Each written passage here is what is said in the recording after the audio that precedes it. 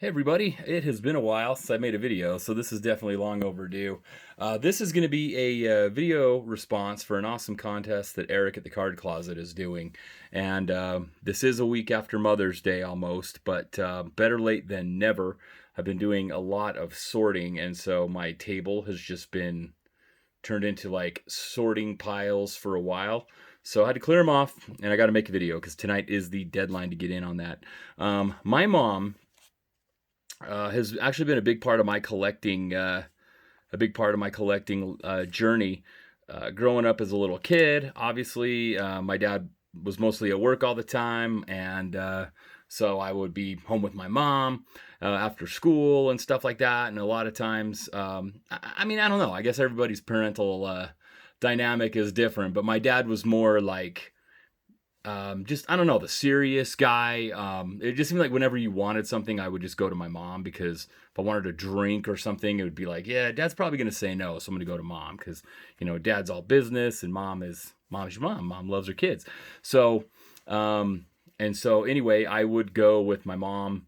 And when I was a little kid, would go to like 7-Eleven, we'd go to gas stations, get a drink or Slurpee, whatever, while we're out and about, or would go to the grocery store. And back in the 80s and 90s when I was a kid, cards were everywhere. I mean, it was definitely during the boom. You hear a lot of people call cards from that era the junk wax era. I don't love that term. I think Shane at Shoebox Legends calls it the boom era.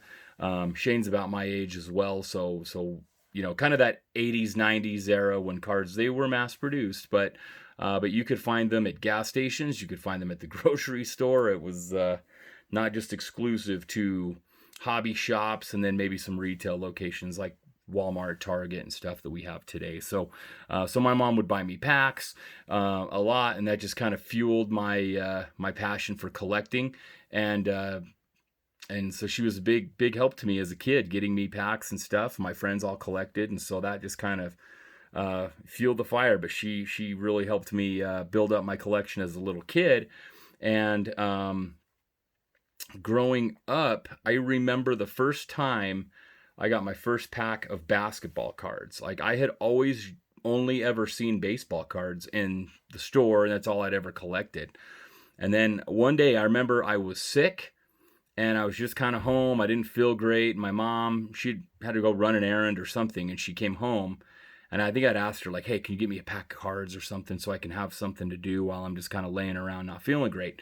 And she brought home a pack of 1988-89 Fleer basketball.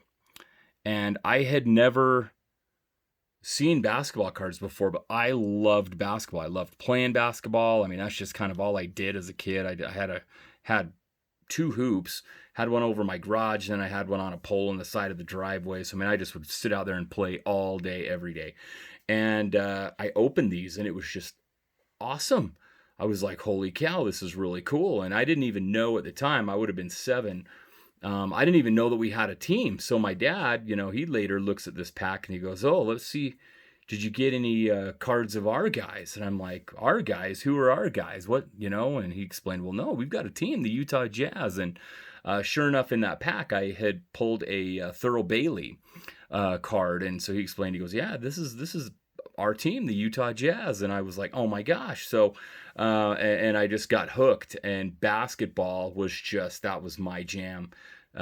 Most of my growing up collecting life, I would collect baseball and I'd collect football, but I loved collecting basketball cards. And so my mom was a big part in kind of helping me realize that basketball cards existed.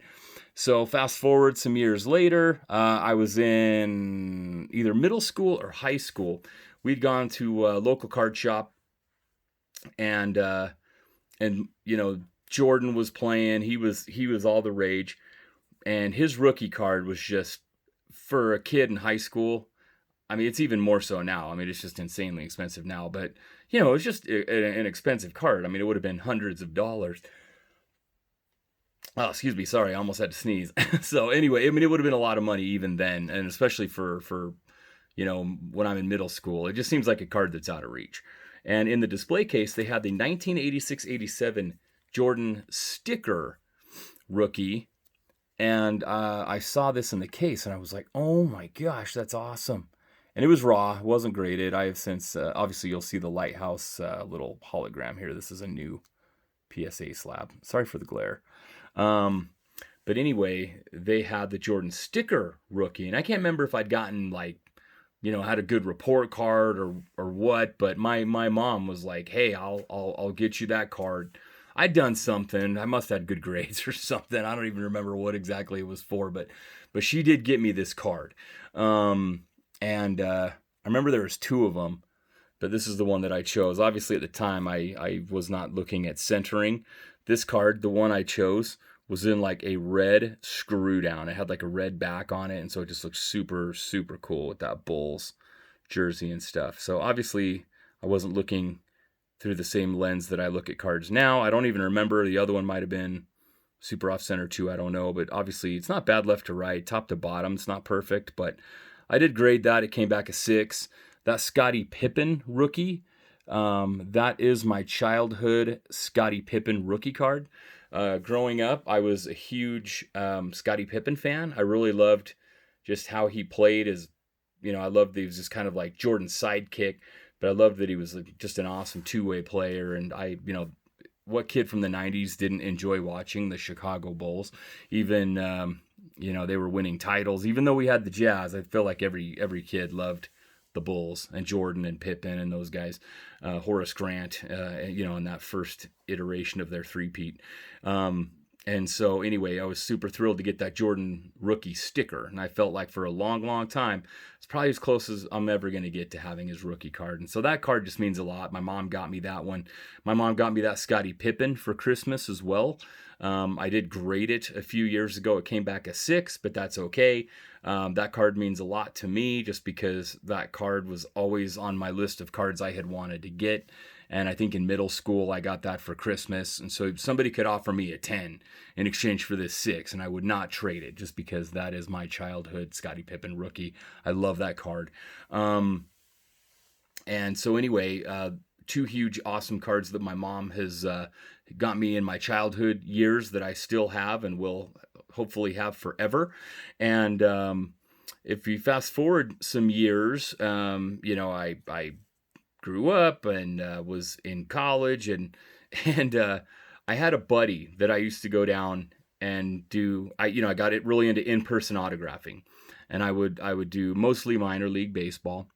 And my friend, this guy that we would do in-person autographs with, he was an older guy, and he was there all the time, every day. So we just got to know him. We all became friends. Our little, we kind of became a little group of autographers, and it's kind of like our summer family. I wasn't married at the time, and so he was a really good friend, and he got a place down in Arizona when he retired, and so guys would, he'd always invite everybody, hey, come down for spring training or come down for the fall league.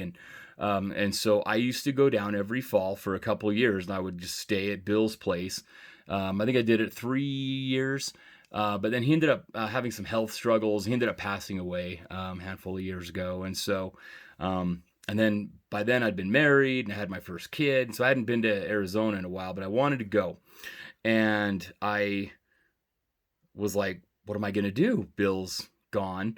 I'm going to have to just go down by myself and probably just get a hotel. I mean, I kind of know that routine, I know what ballparks and where to go and all that, but I was like, I guess I'll just go by myself. Cause my wife was like, I'm not going to 2 baseball games a day, to do that. That just doesn't sound fun to me. Plus we had a baby. And so, my mom was like, hey, I'll go with you. I need a break from your old man. I'll go down there. Let's go down. In fact, your birthday's in the fall. I'll pay for the trip. That can be your birthday present. And so I was like, oh, well, okay. It'll be nice to have some company. So we get down there and my mom's like, hey, well, do you need some help getting these autographs? Looks like you brought a lot of cards and there's a lot of people here doing this. I can, if there's some players you need or whatever, I'm happy to help you out. Or if some of these guys only sign one, I can maybe get a card done for you. So I'm like, well, sure. So I kind of explained it and she was willing. So I'm like, well, we'll see how this goes.